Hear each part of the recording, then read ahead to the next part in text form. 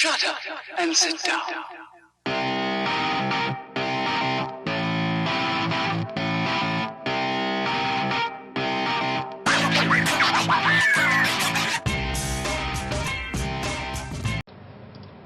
Hey, what's going on, everybody? So this is Andy here with Day Trade today. So we had a little bit of a pushback on the webinar we were supposed to have, so decided to do a YouTube video for you guys today, kind of covering the psychology lesson that we're going to have. Just because of the holidays and everything right now, we figured people probably wouldn't be able to attend, so we wanted to make it easier for you guys to get a little bit of a study lesson in on your own time, and just really kind of dive into the whole psychology factor on how to understand what strategies may work best for you, and really picking a trading style that works best for you as well. So without further ado, let's go ahead and get into it. So first, just really quickly, excuse me, just wanted to reintroduce myself. So again, my name is Andres Navarez. I go by Andy. More my specialization and my trading has been primarily in the crypto markets. I've been trading for about 8 years now. I first started trading stocks in 2014, and then started kind of getting into crypto in 2017. And before that, I used to work at a telecommunications company for 5 years, really kind of understanding the infrastructure of internet and telecommunications. So I got to learn a lot about that full time before I started kind of going into trading the markets full time in 2020. So that's a little bit about me. Some of our instructors in Day Trade today are Omar, Colin, Quincy, and then myself. So with Omar, he covers options and does really well at it. You can also book a one-on-one with him. Colin as well. They both do stocks and options and a little bit of crypto. Quincy is primarily in crypto, and he does really good as well in the Telegram, doing breakdowns on the macros and trends, and analyzing on-chain metrics, things of that nature. So feel free to book a one-on-one with any one of us if you guys have any questions in regards to options, stocks, or crypto. But without further ado, going into the traders. So these are some of the traders that we have on our team.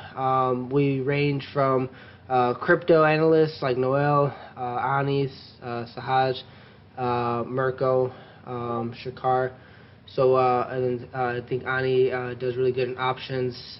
Caesar does good in trading stocks, and Mario in stocks and crypto, I believe. But yeah, these are some of the traders that we have on our team.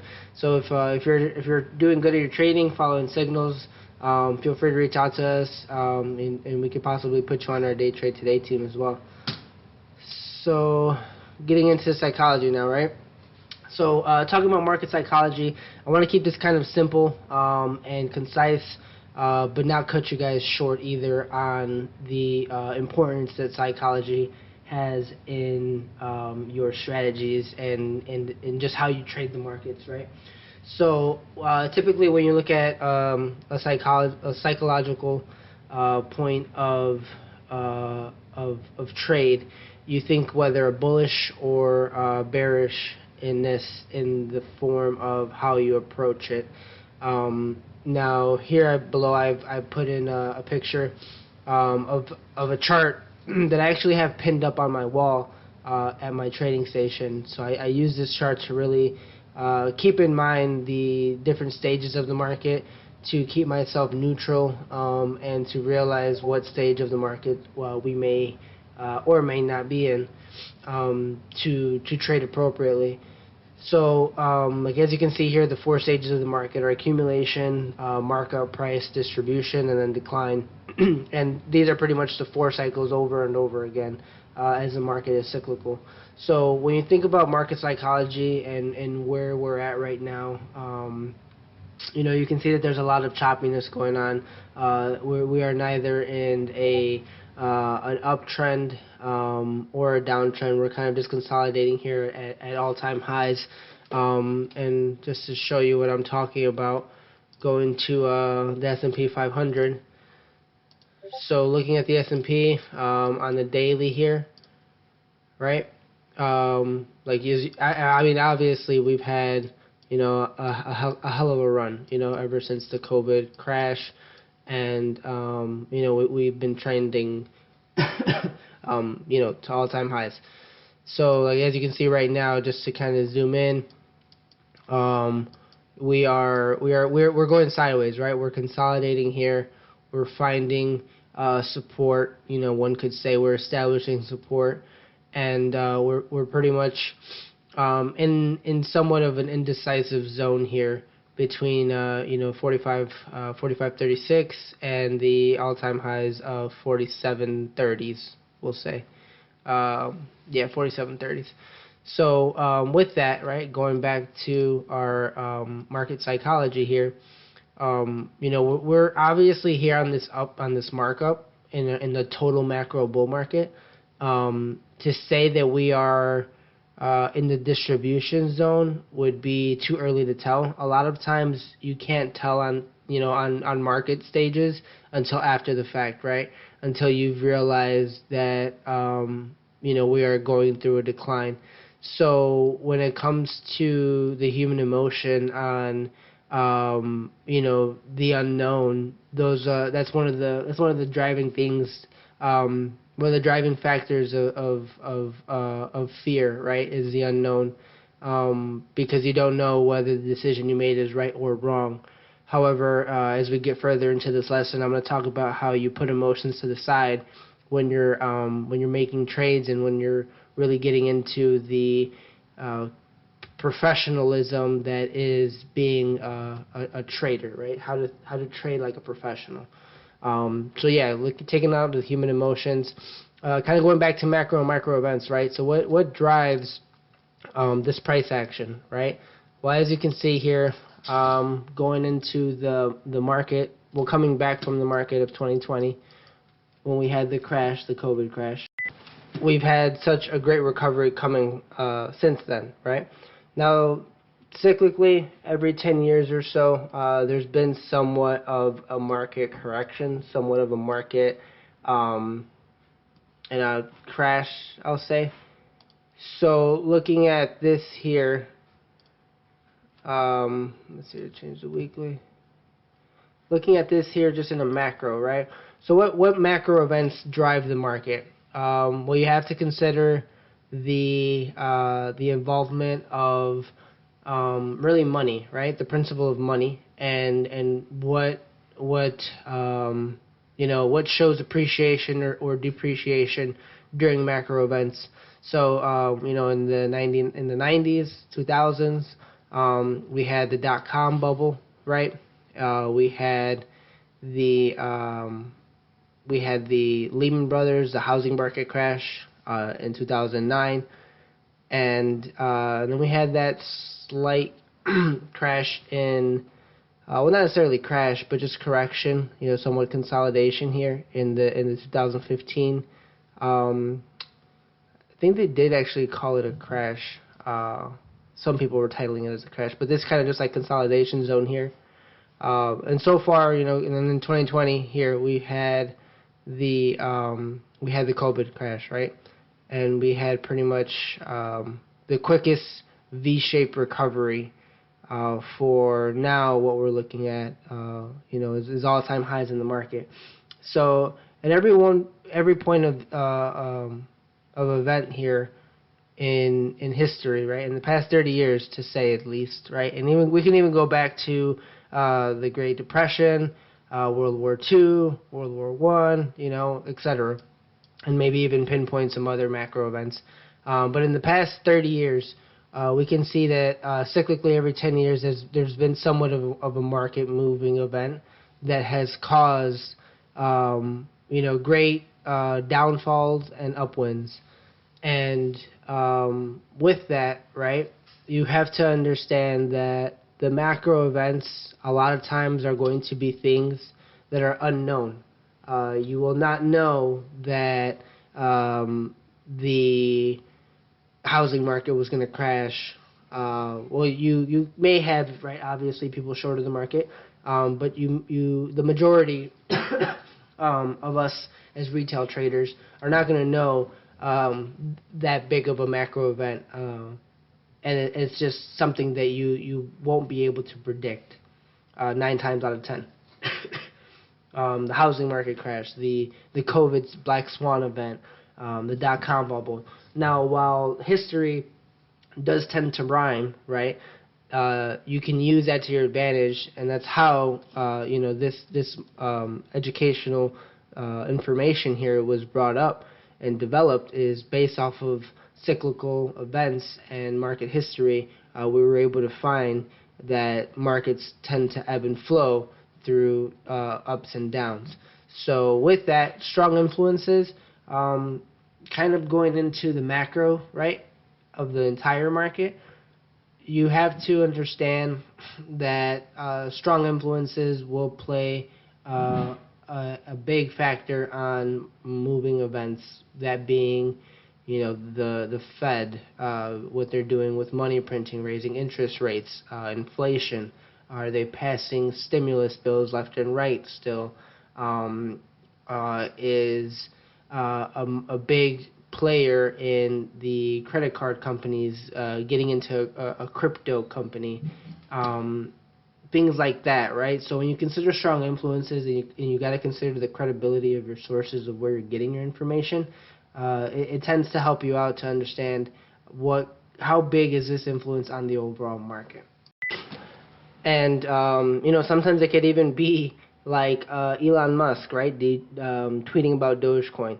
So like the markets overall are going to react appropriately and inappropriately. However, you don't know how they're going to react. The only thing that you can do is prepare yourself for if you are right and if you are wrong. So leading into the next part is identifying what kind of trader you are. So with that, take a drink of water here.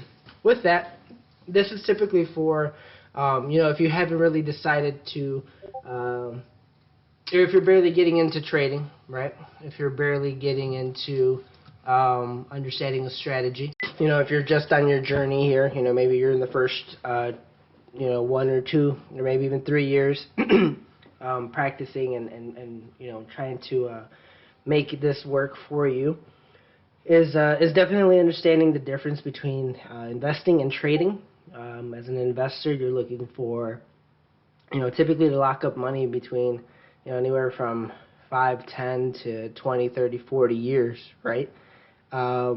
So when it comes to investing and trading, you're definitely working on a much shorter time frame when it comes to trading. And I feel that at the very beginning, it trips up a lot of people, because when you think about getting into a stock, you think about, holding it for, a few months, maybe, or, there's no necessarily a plan. You just want it to go up one day and make you, uber rich. And I think that as a beginner trader, you definitely will confuse the two, especially if you have trades going on within an investment account.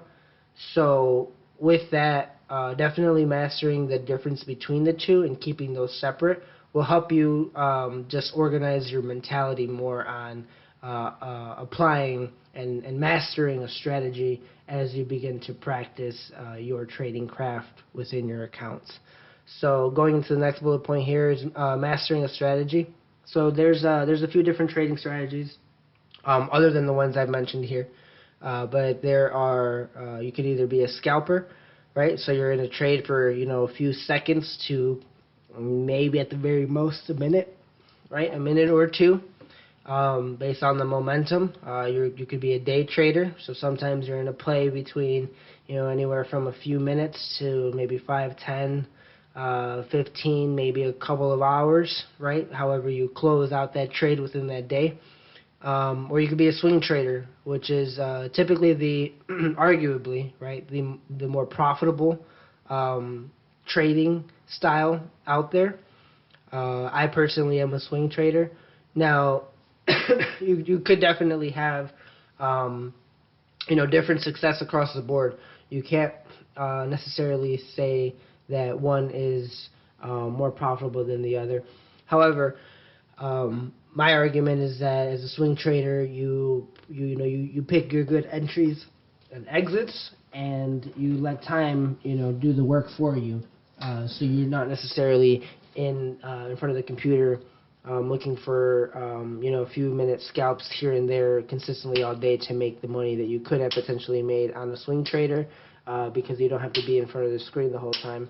However, that's a conversation for a different day.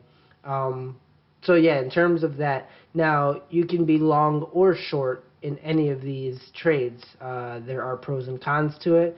For example, if you're a swing trader and you're shorting, you're paying interest on holding that position. So the longer you hold on to it, the more interest you're going to pay for borrowing the shares that you shorted. I will get too in depth on that. For day trading and scalping, you could still be profitable shorting. That goes back to the previous slide here. There's money to be made both on the upside as well as the downside. Now, personally, I have not gotten too much in depth or success with short trading. I feel that as we are in the macro trend of an uptrend in the market, that I will begin to master that strategy and understand those patterns once the market is more suitable for it. However, especially during this choppy action, it's good to understand that you can make money on both the upside and the downside on any of these strategies. So, kind of going from that, right? Once you pick your strategy that you want to start with, is understanding your level of patience, right? In the entire segment here, talking about psychology, you have to understand who you are, where you're coming from, what kind of level of patience do you typically have. Are you a patient person where you can wait a couple of days, a couple of weeks, a couple of months for a swing trade to work out? If so, what is your risk to reward? Kind of jumping ahead of myself here, but yeah, those are some things that you want to think about when you're locking up money for a period of time. So going into the next question here, what are you doing to protect yourself? So how are you protecting yourself from this stock or this trade from going against you? So for example, you get into a company and they do an offering and their stock gets starts crashing, gets a correction of 50, 60, 70%. Or they file bankruptcy. Those are some things that you want to think about, right? Do you have a plan for that?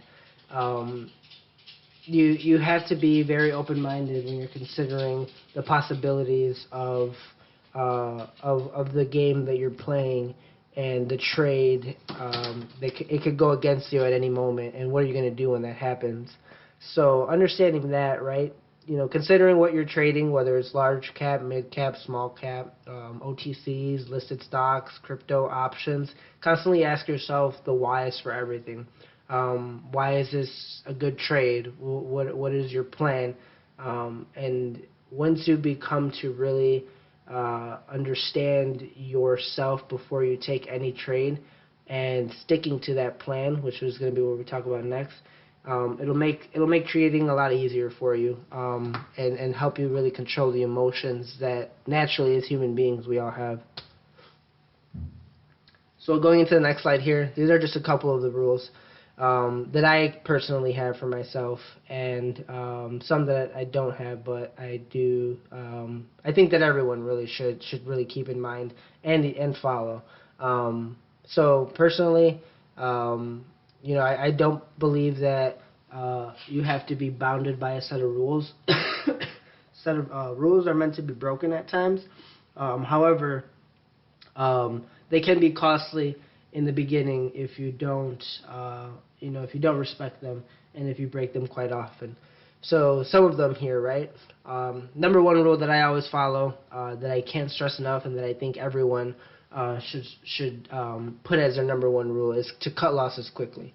I remember watching a video from a mentor that I followed. He made an hour-long video talking, literally just repeating this phrase over and over again: cut losses quickly, for an hour. And I'm not gonna lie, I think I watched like 45 minutes of it. I maybe skipped a few minutes, but that saying was just ingrained in my head, and I've felt the pain of not cutting losses quickly one too many times. Sometimes I even, I'll admit it, I'll even let a trade go so far against me that I was physically telling myself out loud that to let myself pay the price, because I didn't follow my rules. I didn't cut the loss quickly, so I decided to let it burn, if that makes any sense, which I know sounds crazy, and I know I'm diving into my own psyche here. But that's the type of things that you need to understand. Am I do I like pain? No, I don't think anybody does, especially when it comes to losing thousands of dollars. So I think that whatever you have to do to realize the losses can be minimal upon your ability to act when a trade is going against you is one of the quickest things that you need to learn. So one of the next things I started to do, right, once I decided to stop taking losses, such big losses, I set myself a boundary where I wouldn't take a loss if it was more than $100. So if my stop loss, if my trade was going against me and it broke $100, I would cut the trade, no matter what. That's a rule that I stuck to, so that no matter what, I didn't average bigger trades more than $100. And that's one of the first beginning rules that I set for myself to help me to start winning more, is to just keep my losses as small as possible. And based off of the math that I did on my account, $100 was feasible. One of the next rules that I have is to not trade the first 15 minutes of the day. So depending on what stocks you have on your scanner, what the momentum is for the day, the first 15 minutes of the day can really be indecisive or choppy or whiplash, depending on the type of market that we're in and the type of stock that you're trading, or crypto. The aggressiveness to jump in at the very open of the market made me realize that, for one, if you're under PDT, so if you don't have more than 25,000 to trade with, you're locked up by a certain amount of capital, so you don't have the ability to trade that much. And what I was doing at the beginning was trading everything, a whole $20,000 account. All of my trades for the entire week were gone by a Monday morning. By 9:45, I was all done with my trades. I couldn't trade anymore until my cash settled. So that's one of the things that I do, is just give myself the first 15 minutes of the day just to really understand where the market is moving. Another rule I have is to not trade aggressively midday. A lot of times during midday, you have your lunch die down, so you don't have a lot of people trading the market, whether it's for them eating, going on break, whatever it may be. I don't trade random stocks just spiking out of nowhere. Typically, I like to have a watch list that I follow into the market, that I tend to watch for a few days or maybe even a few weeks. The most I've ever watched a stock for was about a month before I really decided to get into the trade, because it didn't hit the levels that I needed to in order to take a trade. So that's something that you can set up, according to your strategy, right? If you're a day trader, then you want random stocks to be spiking, but you want to also understand why are they spiking? What is, have a plan for the trade that you're making. If you're just jumping into random things, you're going to get random results, and that will never go good for someone who's trying to be consistently profitable. Another rule that I had was to only trade with half my account size. So after I stopped blowing through all my trades, after a few months went by, that I no longer, I hate just sitting on the sidelines watching the market and not being able to trade. I would always only trade with half my account size, so that if an A+ setup came up one day and I needed to use my account, right, I would pretty much be breaking my rules because I would be waiting for some cash to settle. But if I had the confidence, I would always have money there to be ready to go. So that's one part that helped me out to really control my capital, as well as make sure that I'm taking um, better trades and trading less. Um, Going into the next one, never go in on, all in on one position. So one trade should never make or break you. I remember the very first days I started trading aggressively, and I got into one trade. I put $15,000 into a trade. I think it was SPI, and I'll never forget it. I put everything that I had on the line, and I had about like 7,000 shares, and it went up enough for me to make $500. Right now, when you think about risk to reward and the amount of money that I made, $500 is not good. First of all, for the amount of money that I put on the line, I think I would think it was like 1%, if that, of my total capital. But that trade, had I held on to it, right? Here, actually, I'll pull it up for you guys. Had I held on to it, I'll never forget it. Last year in July, or yeah, was it July? Yep. Yeah, here we go. So, my just to get more into the psychology here, right? I'm gonna walk you guys through everything here. My grandfather had just passed away on September 13th, on his birthday, and his funeral was on the 24th. And so that day, right, I traded on the 23rd. So I got an entry in for $5, cut it when I was at a $500 profit. This thing ended up going as high as $46, right? So this was a 1,200% return. I think it was technically more, but whatever. Yeah, I think it was more based off of the. I remember it being 4,700%. Had I kept my initial position, that one trade in that one day, hitting from the, my entry to the very top, would have been a $220,000+ trade. I remember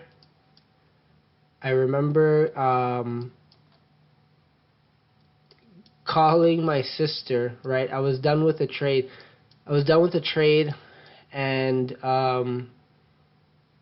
I left it. I went to trade another stock, at the same day, and I remember going back to visit it, and this thing was just taking off, literally green bars like the whole way. I want to show you guys the minute because it's just crazy to see. Going back to. And I apologize if it's like you don't care about this, but this is I want to walk you guys through like to the psychology here of what I'm talking about, like how your emotions will get the best of you if you don't know how to control them. Is it going through or what? I don't know why it's not loading anymore on the 15-minute. Maybe they don't keep the data going back that far. Whatever. So yeah. Anyway, I remember making the trade, right, going back to it, realizing that I missed out on a 200,000+ trade. And now, mind you, this was when I first started like aggressively beginning to trade. I was already at it for like 6 months, and so yeah, I was done with the day, and I just remember my emotions got the best of me. I started crying, and I called my sister, and I like vented to her. And with my grandpa passing away, and missing out on this trade here, and everything, right? Everything was just bottled up. I just couldn't believe, what was happening, and so it all came out. So I say all that to say this. when you give yourself all into one position, you have the opportunity to really make a significant amount of profit that will get you addicted to a wrong method of trading, or you will lose a big amount of money that will discourage you. And not only that, will enable you to continue to keep trading. Either way, going all in on one trade is not a healthy nor successful way to go about trading. You'll never make it if you always go all in. And that was one of the learning lessons that really changed my mentality in terms of how aggressively I began trading. So going into that, do not overtrade. Going back to giving my rule for waiting the first 15 minutes of the day. Do not FOMO. So when you see a stock going up and you see it keep going up and you just think, maybe there's still some more in it. First of all, if you go in for out of fear of missing out, that's not a plan. That's not a concise. This does not lead to consistency. If you have FOMO for everything, you're going to consistently lose because you don't have a plan before you enter that trade. This is something I started taking very seriously once I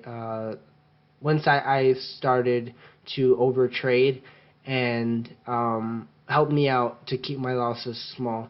So when I sized down on my trading, pretty much what I would do is I would just take, instead of 100 shares, I would only take 50, or I would only take not even significant enough to get any considerable profit.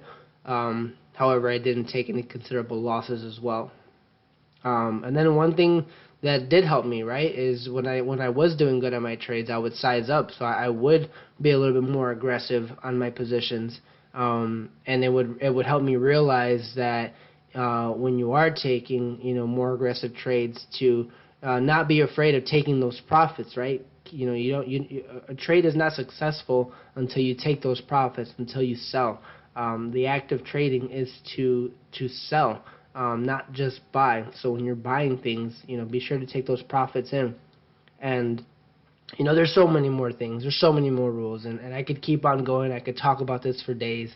I could talk about this for the rest of my life, and that's definitely why I'm in this community. And I can't wait for more opportunity to really talk with people here. But there's so much more, and I'm not gonna keep on saying all the rules you guys need to set up.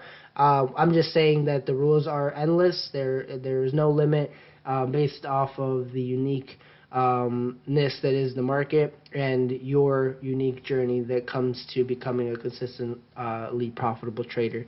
One thing I do recommend, however, though, a rule that you should do if you're a trader, a beginning trader, is to record your journey. Write these things down. Write your trades down. Write your mentality, how that trading day was for you. Did you take big losses? Did you take big wins?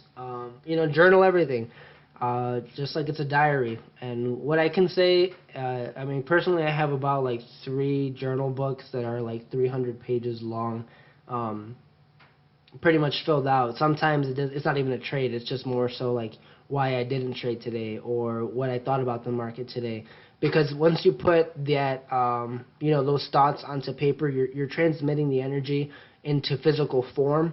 And there's books that you can read about this, like Think and Grow Rich, right? There's a practice in there that you write down how you want to make your first million.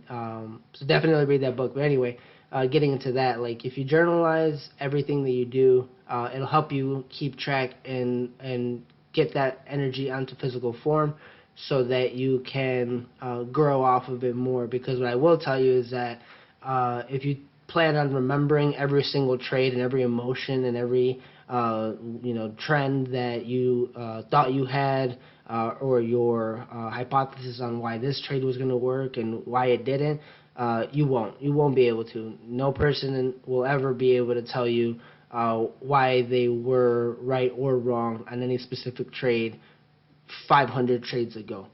And that's the whole thing, is to be able to be as machine-like as possible, but keep track that you are human. And that's one of the ways that I think will help a majority of us continue to do better.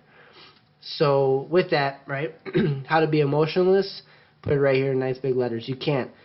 You can't. You have to learn how to control them. As a human being, you are naturally drawn to emotion, whether it be, pain, joy, fear, doubt, excitement, happiness, sadness, mad, whatever, right? You will be drawn to emotion, and as a human being, you're going into every trade with a biasness of being emotionally either distraught or encouraged. And what I mean by that is, you could have woken up and went to the gym, right? You could have woken up early, went to the gym, had a great breakfast, did some meditation, read a little bit of your book, sent your kids off to school, kissed your wife goodbye, and had a great morning, right? And you will be leaning into your day with a bit of optimism and a bit of just overall confidence that your trading day is going to be good because you've had a great morning thus far. And you could end up taking, a big loss or getting a big win, right? The point is that if you start your morning off great, you will tend to lean into your trading day with a little bit more of a head on your shoulders and realization to more positive trades and more likely to follow your rules, in all honesty. If you've had a bad day, right, if you didn't eat breakfast, you and your significant other got into an argument, your kids were late for school, you're rushing to get over the place, etc. That can tend to obviously have a negative effect as to how the rest of your day goes. And especially when it comes to trading, if you might be discouraged to take any trades, or maybe you're being aggressive because you're trading out of anger if you scratched on a trade, etc. The point about having rules is that you will be able to not necessarily control your emotions, but you'll be able to recognize them and have more control of how you react to them. So you can understand that that your trade has nothing to do with how you're feeling. It's all a market cycle that you have to understand is based off of probabilities, right? And when it comes to trading and being consistently right, well, I shouldn't say that, consistently profitable, it has to do with understanding that you're right or wrong. And and aside from that, journaling again is how you can kind of help get yourself over the hurdle or document your consistency and really understand how you're trending as a trader. And also being a part of a community. This is probably one of the loneliest professions that I guess you could say, because you have to be completely independent when you're making your trades, right? We can post signals, we can post ideas. However, you want to be successfully independent and consistent based off of your own trading rules and your own trading methods. So being a part of a community is a good way to just kind of collaborate ideas, maybe talk strategy and talk about the macros of the overall market, and to understand, like, maybe you can get some tips and tricks on how some strategies might be better for you, or certain market conditions might be better for you. So being a part of the community is always a great thing, and that's why I'm kind of glad we have day trade today for sure. So yeah, kind of wrapping up here. So taking profits and losses, kind of really easy, really self-explanatory. Based on your trading rules, you'll take your profits or cut your losses, like secondhand nature. You'll be able to understand that your rule is broken, or I'm sorry, your rule keeps you in safe, and will keep you in the game for longer because you're protecting your capital, you're protecting your risk to reward. And I remember in the beginning days that there was times where I was up like 30-40%, and I just wasn't taking profits, and I would let my winners turn into losers, and I just hated myself for it, and I would end up taking like a loss on a $500 profit trade. And I think that a lot of beginners may or may not get like that beginner's luck, and they'll do really good and they'll go all in and they'll reach big capital. But as soon as that's not a consistently successful method or habit to gain consistently profitable trades in the market. So yeah, with that, understand that taking profits and taking losses is all based on how you set your trading rules and protect yourself. One of the cool things that I do think that you can do, and I didn't actually know this when I had first started trading, is that you can paper trade. So when I first started trading, like going back 8 years ago, I traded very passively. I was only 18. Was just out of high school, going into college, and I had very little capital. And I didn't realize that I was swing trading, but I would buy into like super cheap stocks, right? Super cheap penny stocks, down at their 52-week lows, and just hold like a few $100s, and then I'd end up losing like half of it within like a couple of weeks or months, right? Probably lost like a few $1,000s in my college years because I was swing trading and didn't understand the difference between penny stocks and blue chips and things like that. So I mean, typically when the markets are going against you, and even to this day I still like to do this, is I like to paper trade, get a feel for like a different strategy, right? I don't know if you could paper trade with options.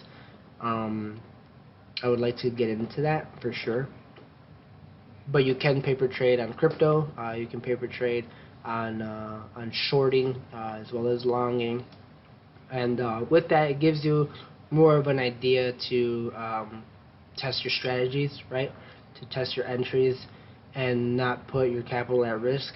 However, psychologically, you won't really have the ability to understand the true feeling of when you have money on the line. So when you do that, you want to be careful,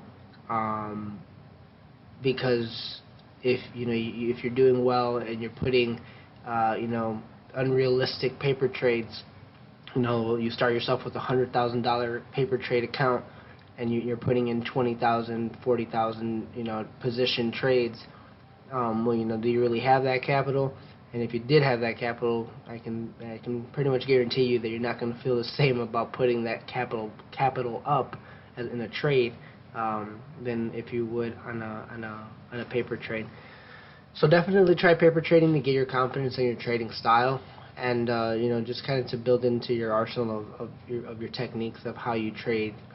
Whether it's practicing going short or practicing going long, and yeah, kind of going back to one of the first things I mentioned is the trend is your friend. So understanding the overall macros of the market, whether it's bullish or bearish, will help you kind of understand how you can trade accordingly. And always feel free, even when later down in the years of your trading career, to paper trade if you feel like you don't have understanding of where the market's at. Last thing here is testing a strategy. Testing a strategy of your patterns, right? So once you've decided to be either long bias or short bias, back testing strategies. So going back to TradingView, or any brokerage that you prefer, and realizing patterns, head and shoulders, bull flags, etc. There's actually a really good book that I recommend, is How to Trade Using Multiple Time Frames. It's actually where I got this picture from, the Alpha Trends picture in the very beginning of this webinar. Is understanding different time frames and different trends make for bigger moves, whether it's to the upside or the downside on certain trades. So backtesting those strategies are something I definitely recommend for testing something out to get started on it. And yeah, I mean, with that, I think that the overall goal should always be to never get rich quick, never put it all on the line. As much as as exhilarating as it can be, as a life rush it could be. You want to be in this game for a long time, because usually those who get rich quick often give those profits back over time. And I think that learning how to fish is definitely the way to go. And being patient with yourself is definitely the most important thing, because it could take you a long time, and for a lot of people, they don't have that, right? A lot of people may be in their later stages of life where they have certain obligations or commitments, or they just don't have the time to practice a new skill. And so, I mean, I definitely would say that whatever point you are in your career, in your time, in your life, I don't think it's ever too late to pick up a new skill, or to learn something new, and try something out. I think that as long as you're alive, you have the ability to do anything if you put your mind to it. And so one of the biggest things, the most important thing in trading, right, aside from from respecting your rules, kind of the underlying mentality, is to always take care of your mental health, and how you take care of that is to just stay educated, read books, journal, watch tutorial videos, follow mentors, do the things that you need to get yourself the education that will help you develop your style and your character as a trader, because that's honestly the only thing that any kind of information, any advice that anybody can give you is never going to tell you exactly how to trade. It's going to be more so to get yourself the education that you need to become the trader that you want to be. So with that being said, I know this is a little bit of a longer video. I just want to thank you guys if you guys watched the whole thing. Definitely feel free to reach out to me on the Telegram. I kept this a little bit more general, didn't really get into the crypto specifically. However, the market cycles and psychology applies to every form of trading. So I'll leave you guys with that. Feel free to check out the community on Telegram. I know we have some cool, awesome announcements coming up towards the end of the year. Next year, 2022, it's going to be an awesome time. Got a lot of stuff coming for everybody. So I can't wait. See you guys in the future.